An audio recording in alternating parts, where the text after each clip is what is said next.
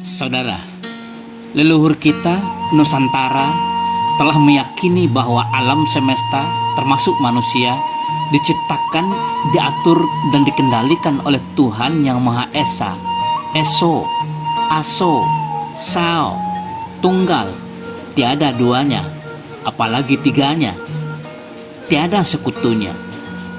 Dialah yang mengatur dan mengendalikan semua makhluk dengan aturan dan ketentuan hukumnya yang absolut, mutlak.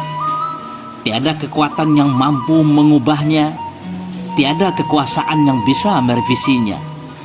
Jikapun diasak, dia tidak akan layu. Kalaupun dicabut, dia tidak akan mati. Itulah adat yang sebenarnya adat yang berbuhul mati, adatullah. Assalamualaikum warahmatullahi wabarakatuh.